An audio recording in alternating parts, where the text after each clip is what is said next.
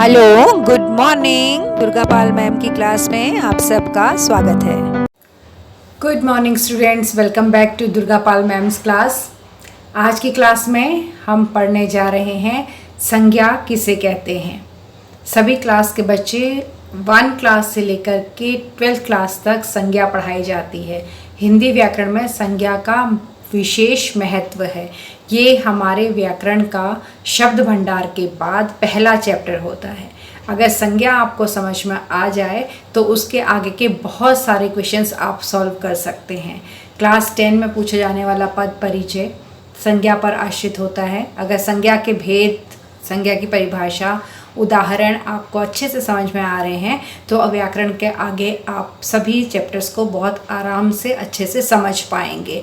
तो एक मानकर चलिए कि जो संज्ञा चैप्टर है ये हिंदी व्याकरण का बेस है, धरातल है। इसके ऊपर खड़े होकर ही आप पूरे वृक्ष को, व्याकरण के वृक्ष को समझ सकते हैं अच्छी तरह से। तो आज शुरू करते हैं हम संज्ञा किसे कहते हैं। और उम्मीद करती हूँ कि अगर आप बहुत छोटे बच्चे नहीं हैं तो आपको संज्ञा की परिभाषा आती होगी। फिर भी मैं आपको एक बार बताती हूँ संज्ञा की परिभाषा। संज्ञा किसे कहते हैं?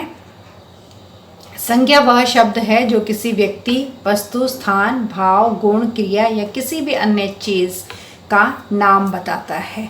ठीक है, तो ये तो हुई हमारी व्याकरणिक परिभाषा जिसमें हमने पढ़ा कि संज्ञा वह शब्द है जो किसी व्यक्ति, वस्तु, स्थान, भाव, गुण, क्रिया या किसी भी चीज़ का नाम बताता है। अब है कि साधारण तौर पर कुछ ऐसे बच्चे भी होंगे जो मोटी मोटी बात को समझना पसंद करते हैं। उन्हें ज़्यादा मतलब नहीं है कि परिभाषा क्या है या किसे कहते हैं, क्यों कहते हैं, कब कहते हैं, ऐसा कुछ नहीं। उनको मोटी चीज़ चाहिए। तो जिन बच्चों को मोटी चीज़ चाहिए उनको मैं बता दूं कि संज्ञा का मतलब है किसी का भी नाम। हमारे दुनिया में, इस दुनिया में जहाँ पर आप रह रहे हैं, कितनी चीज़ें हैं, खाने की, पीने की, सोने की, पहनने की, बोलने की, चलने की, जाने की, कितनी सारी चीज़ें हैं। किसी भी एक चीज़ का आप नाम ले लीजिए। जो आपके बिल्कुल पास में पड़ा है उसी का नाम ले लीजिए। फटाफट फटाफट फटाफट नाम लीजिए। मेरे पास में मोबाइल है, मैंने मोबाइल का नाम लिया, आपके हाथ में भी होगा। तो मैंने नाम लिया ना, एक चीज़ का नाम लिया, तो वो क्या है? संज्ञा है। मैंने कहा मोबाइल, इसका मतलब मोबाइल संज्ञा है। तो सीधी और साधारण सी बात है, आपको किसी परिभाषा में नहीं पढ़ना है, सीधी सी बात है। दुनिया में जितनी भी चीज़ें हैं अगर उनमें का हम नाम ले ले तो नाम मतलब संज्ञा ही होता है। आ गया समझ में? आपका नाम संज्ञा है, मेरा नाम संज्ञा है, मेरे चैनल का नाम दुर्गा पाल मैम की क्लास, ये भी एक संज्ञा है। ठीक है, चलिए आगे चलते हैं। इतना आपको समझ में आ गया है कि संज्ञा किसे कहते हैं। एक बार फिर से यहाँ पर रिवीजन के लिए है आपके कि संज्ञा शब्द किसी भी व्यक्ति, वस्तु, स्थान, विचार या गुण का नाम बताता है, उसे संज्ञा कहते हैं। किसी का भी नाम हो वो संज्ञा है। और इसके उदाहरण कैसे हम दे सकते हैं, क्या क्या होते हैं संज्ञा में? जैसे राम, किसी बच्चे का नाम है, किसी व्यक्ति का नाम है। पुस्तक, हमारे सामने जो भी किताब पढ़ी है, जो भी चीज़ पढ़ी है, मोबाइल है, पेन है, कप है, गिलास है, लाइटर है, जूता है, चप्पल है, शर्ट है, ये सब संज्ञा है। दिल्ली जगह का नाम है, नाम तो है ना, किसी जगह का नाम है, दिल्ली संज्ञा है। खुशी, ये भी किसी का नाम है, किसी इंसान का नहीं। ये हमारे मन में उठने वाले भाव का नाम है। मेरे मन में खुशी आ रही है, मैं खुश हूँ इस वक्त, तो मुझे खुशी महसूस हो रही है, तो इसे भी हम संज्ञा कहेंगे। अब इसको आगे जब हम पढ़ेंगे तो आपको पता चलेगा कि खुशी क्या है या दिल्ली क्या है या पुस्तक क्या है। लेकिन फ़िलहाल के लिए जब हम मोटी बात कर रहे हैं संज्ञा किसे कहते हैं तो ये सारे उदाहरण संज्ञा में आ जाएंगे, सारे के सारे। सुंदरता, आप में से कोई बहुत सुंदर होगा तो आपके चेहरे की जो सुंदरता है वो भी संज्ञा का ही एक उदाहरण है। ठीक है, तो आपको समझ में आई 2 बातें। संज्ञा की परिभाषा, किसी भी वस्तु, व्यक्ति, वस्तु, स्थान, भाव, किसी का भी नाम संज्ञा है। और उदाहरण के तौर पे हमने ले लिया राम, श्याम, राधा, कृष्ण, हनुमान, पुस्तक, किताब, पेन, बस्ता, दिल्ली, आगरा, मुंबई, नैनीताल, खुशी, दुखी, चालाकी, सुंदरता, ये सब कुछ क्या है? किसी भी चीज़ के नाम हैं, इसलिए ये संज्ञा है। तो आगे चलते हैं। अब है संज्ञा के प्रकार। संज्ञा कितने प्रकार की होती है? तो मुख्य तौर पर मैं आपको बताऊं, अब आप 25 में आ चुके हैं, 2025 में, तो आपकी क्लासेस में आपको 3 ही तरह की संज्ञा पढ़ाई जाएगी, व्यक्तिवाचक संज्ञा, जातिवाचक संज्ञा और भाववाचक संज्ञा। ठीक है, तो कहीं भी किसी भी किताब में देख कर आप कंफ्यूज मत होइए। एग्जाम में भी आपसे संज्ञा के भेद पूछे जाएं तो आप 3 ही भेद लिख कर आइए, व्यक्तिवाचक, जातिवाचक और भाववाचक।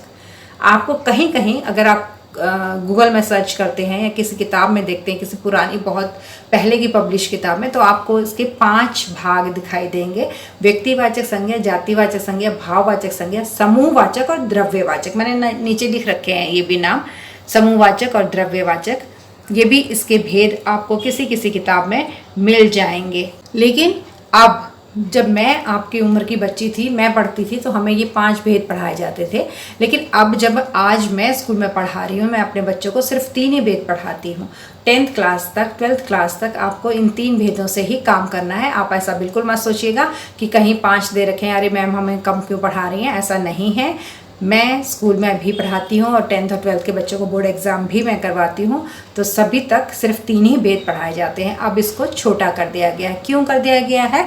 क्योंकि जो समूहवाचक, द्रव्यवाचक के उदाहरण हैं ना, उनको ऊपर जातिवाचक में डाल दिया गया है। इसलिए घबराने की कोई ज़रूरत नहीं। जो समूहवाचक संज्ञा के शब्द हैं वो जातिवाचक में आ जाएंगे और जो द्रव्यवाचक के हैं वो व्यक्तिवाचक और बढ़ जाएंगे। चलिए आगे चलते हैं। तो हम इतना आपको और समझ में आ गया। तीसरा क्वेश्चन कि संज्ञा के 3 भेद हैं, व्यक्तिवाचक, जातिवाचक और भाववाचक। ठीक है, संज्ञा की परिभाषा पढ़ी, फिर हमने कुछ उदाहरण पढ़ लिए संज्ञा में कौन कौन से शब्द आते हैं, और फिर तीसरा हमने पढ़ लिया व्यक्तिवाचक संज्ञा, जातिवाचक संज्ञा और भाववाचक संज्ञा। आगे चलते हैं। संज्ञा का महत्व। भाई संज्ञा पढ़ना जरूरी क्यों है? संज्ञा के बिना काम नहीं चल सकता है क्या? जब मैंने वीडियो स्टार्ट किया मैंने तभी आपको बता दिया था कि संज्ञा जो है वो धरातल है, उसके ऊपर व्याकरण नाम का वृक्ष खड़ा होता है। संज्ञा भाषा में महत्वपूर्ण भूमिका निभाती है। भाषा यानी हमारी हिंदी व्याकरण, उसमें महत्वपूर्ण भूमिका निभाती है, क्योंकि ये चीज़ों का नाम देने और उनके बारे में जानकारी प्रदान करने में मदद करती है। जब तक आपको संज्ञा पता नहीं होगा, आप सर्वनाम नहीं जान सकते, विशेषण नहीं जान सकते, क्रिया नहीं जान सकते, क्रिया विशेषण नहीं जान सकते, इस तरह की चीज़ें। मतलब कि अगला स्टेप जो व्याकरण में, आपकी व्याकरण की किताब में जो अगले चैप्टर्स हैं, उनको आप नहीं समझ पाएंगे जब तक आप संज्ञा को नहीं समझ लेंगे। इसलिए संज्ञा पढ़ना बहुत जरूरी है। अब हमने 3 जो भेद अभी भी पढ़ कर आए हैं हम, कि संज्ञा के 3 भेद हैं, व्यक्तिवाचक, जातिवाचक और भाववाचक। इनके कुछ उदाहरण यहाँ लिखे हैं। मैंने ओवरऑल उदाहरण ऊपर भी दिए थे आपको संज्ञा की परिभाषा के साथ। तो ये सारे जितने भी उदाहरण हैं ना, 3 यहाँ पर, ये 3 उदाहरण यहाँ पर, 3 यहाँ पर और 3 ही यहाँ पर, ये सारे 9 के 9 उदाहरण मिल करके संज्ञा के उदाहरण हैं। ठीक है, लेकिन अलग अलग कर दिए हमने। तो व्यक्तिवाचक के ये हैं, जातिवाचक के ये हैं और भाववाचक के ये हैं। अलग अलग इस तरह से हैं, और व्यक्तिवाचक, जातिवाचक, भाववाचक तीनों को मिला दिया जाए तो वो संज्ञा के बन जाएंगे, क्योंकि व्यक्तिवाचक, जातिवाचक, भाववाचक तीनों ही संज्ञा के रूप हैं, प्रकार हैं, इसलिए इनके उदाहरण संज्ञा के उदाहरण हैं। चलिए, तो व्यक्तिवाचक संज्ञा के उदाहरण होते हैं किसी व्यक्ति का नाम। इसकी परिभाषा मैंने नीचे लिखी हुई है।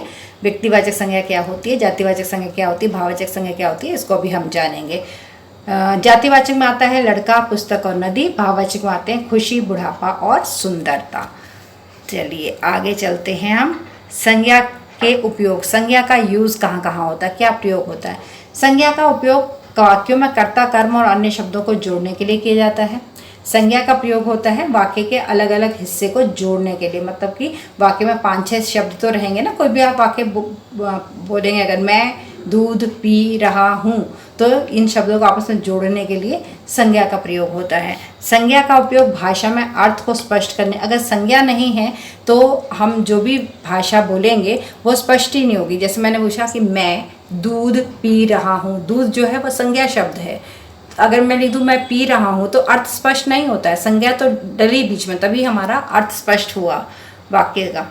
अगला है संज्ञा का उपयोग भाषा को सुस्पष्ट और प्रभावी बनाने के लिए किया जाता है। अब संज्ञा का हम तब प्रयोग करते हैं कि हमारी जो भाषा, जो भी हम बोल रहे हैं, वो सामने वाले को समझ में आए और सामने वाले पर उसका प्रभाव भी पड़े। अब असली बात शुरू होती है कि संज्ञा के भेद कितने हैं। अभी हमने पढ़े थे संज्ञा के 5 भेद हैं, लेकिन मैंने आपको कहा कि आप 3 ही भेद याद कीजिएगा, और 3 ही भेद एग्जाम में आते भी हैं। आपको 3 की ही ज़रूरत है। किसी बच्चे को ये कन्फ्यूज़न ना हो कि मैम 3 ही क्यों करा रही हैं, इसलिए मैंने 5 की परिभाषा ली है, बट आपको करने हैं 3। पहला है व्यक्तिवाचक संज्ञा। वह संज्ञा जो किसी विशेष व्यक्ति, स्थान और वस्तु का नाम बताती है व्यक्तिवाचक संज्ञा होती है। प्रॉपर नाउन इसे कहते हैं। व्यक्तिवाचक संज्ञा क्या है? किसी एक व्यक्ति का नाम। हमने पढ़ा ना कि संज्ञा तो नाम है, किसी का भी नाम है, तो किसी एक का नाम व्यक्तिवाचक संज्ञा में आएगा। जैसे मैंने अपना नाम लिया तो मेरा नाम मेरा ही है ना, सिर्फ मैंने कहा दुर्गा पाल, तो फिर ये व्यक्तिवाचक संज्ञा हो गया। ठीक है, आप सबके नाम, जितने बच्चे आप वीडियो को देख रहे हैं, आप सबके नाम व्यक्तिवाचक संज्ञा हैं। आप ये मत समझिएगा कि आपका नाम अगर सोहन है तो सोहन तो बहुत सारे होते हैं, तो बहुत सारे होते हैं तो व्यक्तिवाचक नहीं हो सकता। नो, आपकी पहचान है ना, आप अकेले हैं। सोहन अगर बोलेंगे तो आप ही हाँ बोलेंगे ना, आप अकेले हैं, इसलिए व्यक्तिवाचक संज्ञा। वो औरों के नाम रखे जा सकते हैं। सोहन नाम के इस दुनिया में 1000 लोग होंगे, उससे कोई मतलब नहीं है, लेकिन सोहन बोलने पर एक ही व्यक्ति का परिचय होगा, तो इसीलिए ये व्यक्तिवाचक संज्ञा है। किसी एक स्थान का नाम, किसी एक वस्तु का नाम भी व्यक्तिवाचक संज्ञा होगा। जैसे आगरा या नटराज पेंसिल।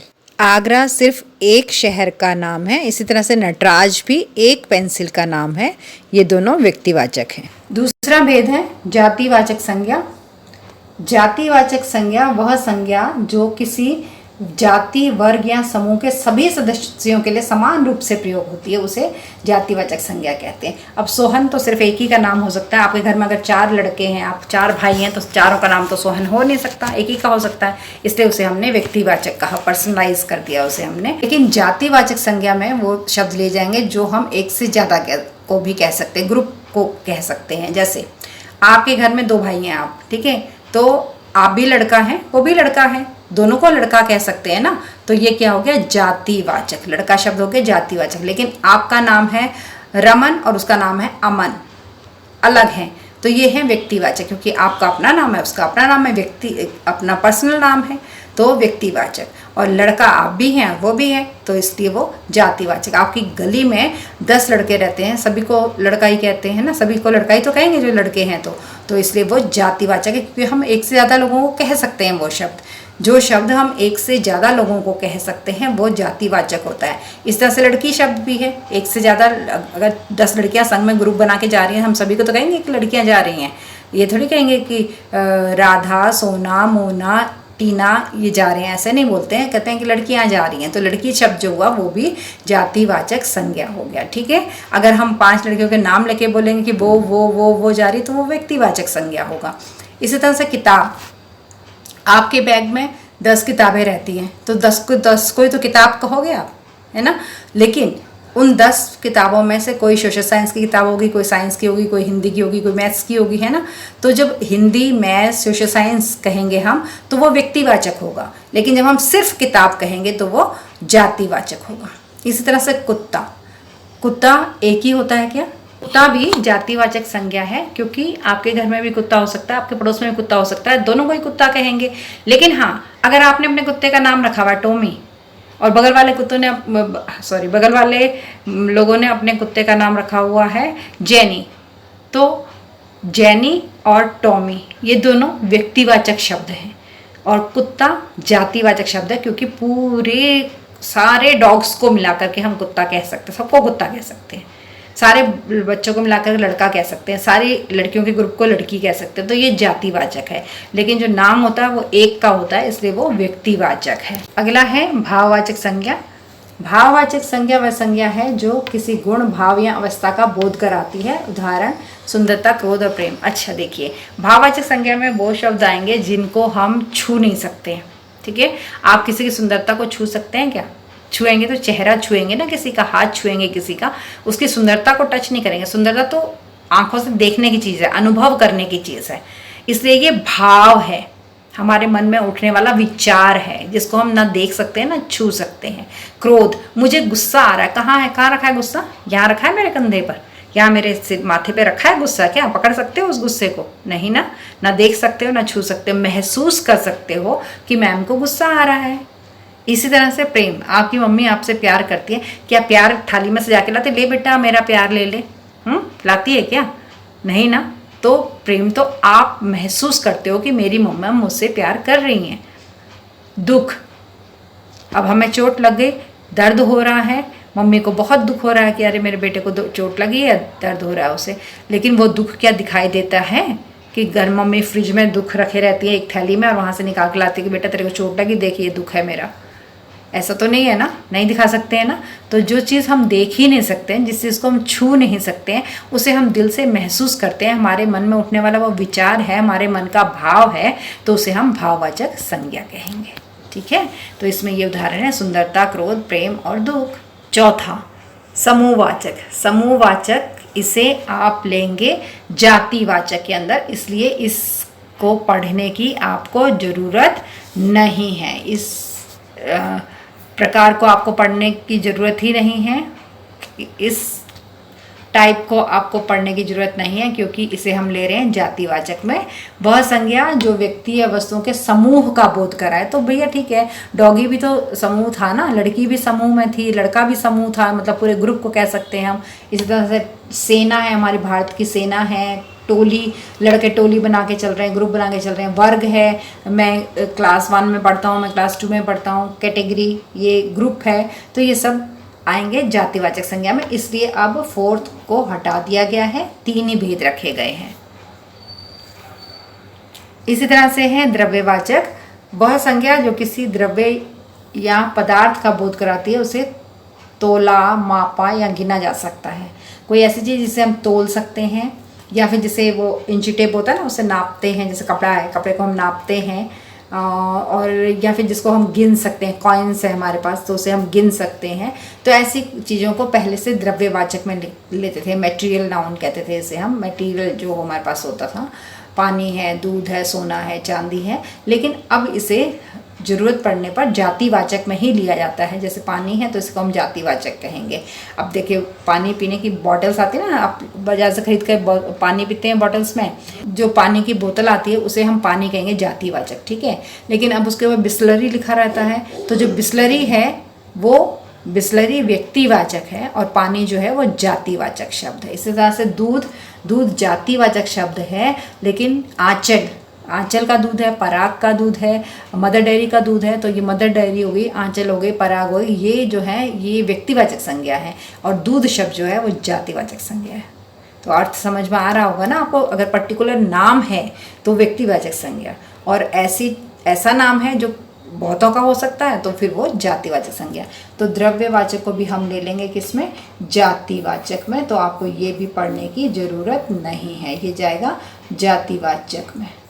तो ये हो गया जातिवाचक। ठीक है, तो इस तरह से ये समूहवाचक जातिवाचक में आ जाता है, और जो द्रव्यवाचक है वो भी जातिवाचक में है। तो इस वीडियो में हमने पढ़ा कि संज्ञा के 3 भेद हैं, व्यक्तिवाचक, जातिवाचक और भाववाचक।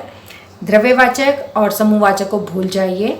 व्यक्तिवाचक संज्ञा एक व्यक्ति का पर्टिकुलर नाम, राम, मोहन, सोहन, दिल्ली, गंगा, यमुना, हिमालय, ये हैं व्यक्तिवाचक संज्ञा। जातिवाचक संज्ञा जो हम किसी एक पूरे ग्रुप को कह सकते हैं। अगर घर में 10 लड़के हैं तो 10 को लड़का ही कहा जाएगा, इसलिए वो जातिवाचक है।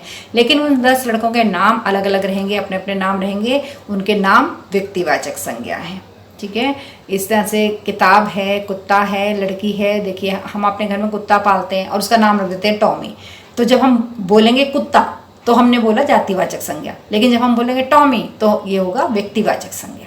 कंफ्यूज नहीं होना, क्योंकि आपके पास एक सेंटेंस होता है और उस सेंटेंस में, वाक्य में से आपको छाड़ना होता है कि कौन सी संज्ञा है। तो वहाँ पर ये कंफ्यूजन नहीं है कि लड़का जातिवाचक है और रोहन व्यक्तिवाचक है। वहाँ तो लिखा होगा वाक्य के अंदर कि सामने एक लड़का खड़ा है, बताइए लड़का क्या है, तो आप बोल दीजिए जातिवाचक संज्ञा। लिखा है कि मैंने रोहन को बुलाया, बताइए रोहन क्या है, तो आपका ये व्यक्तिवाचक संज्ञा। तो कहीं कोई कन्फ्यूज़न की ज़रूरत नहीं है आप लोगों को। अगर लड़का लिखा हुआ है तो जातिवाचक, लेकिन अगर नाम लिखा हुआ है रोहन तो वो व्यक्तिवाचक है। इस तरह से भाववाचक संज्ञा। अब आप आम की दुकान में गए, आम का सीजन चल रहा है, आपने आम वाले भैया से कहा भैया मुझे आम दे दीजिए। उसने 2 थैली दिया आपको, एक आम की और एक थैली में दिया कि बेटा इसे भी ले जाओ, ये मिठास की थैली है। ऐसा होता है ना? नहीं, ऐसा नहीं होता। तो मिठास कहाँ से आती है? हम कहते हैं आम बहुत मीठा है, मिठास कहाँ से आई? आम के अंदर होती है, जो दिखती नहीं है, हमें अलग से नहीं दी जाती थैली में, लेकिन वो आम के अंदर होती है। कब हमें मिलती है? जब हम उसे खाते हैं तो महसूस करते हैं, हमारी जीभ को, हमारे मुंह को वो मिठास महसूस होती है। तो ऐसी कोई भी चीज़ जो हमें महसूस हो रही है उसे हम भाववाचक संज्ञा कहते हैं। अगर आपको जो वाक्य मिला है संज्ञा ढूंढने के लिए, उसमें लिखा हुआ है कि मीरा की सुंदरता ने मोहन का दिल चुरा लिया। तो सुंदरता दिख नहीं रही है, महसूस हो रही है, तो सुंदरता शब्द भाववाचक संज्ञा है। मुझे बहुत क्रोध आ रहा है, दिख रहा है? नहीं, आपको मेरा फेस दिख रहा है, मेरे फेस में एक्सप्रेशन दिख जा रहे होंगे गुस्से वाले, लेकिन गुस्सा नहीं दिख रहा है। गुस्सा किसे कहते हैं आज तक हमने देखा ही नहीं है। गुस्से में इंसान क्या करता है ये हमने देखा है ना। तो जो गुस्सा है, क्रोध है, वो भाववाचक संज्ञा है, क्योंकि हम उसे महसूस करते हैं। हमारी बोली, आवाज़ ऊंची हो जाती है, आंखें ऐसे छोटी हो जाती हैं, दिमाग काम करना बंद कर देता है, ये हमें पता है कि ये गुस्से के लक्षण हैं। लेकिन गुस्सा पर्टिकुलर हमने कहीं नहीं देखा, तो इसलिए ये भाववाचक संज्ञा है।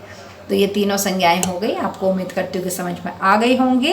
अब क्या करना है, अंत में आपने संज्ञा सीख लिया, और ये संज्ञा का वीडियो जो है किसी क्लास के लिए नहीं है। 1 2 3 4 5 10 12 तक क्लास में, BA लेवल तक क्लास में संज्ञा यही रहती है। सबको संज्ञा यही वाली आनी चाहिए, ऐसे ही आनी चाहिए और ऐसे ही सीखनी होती है।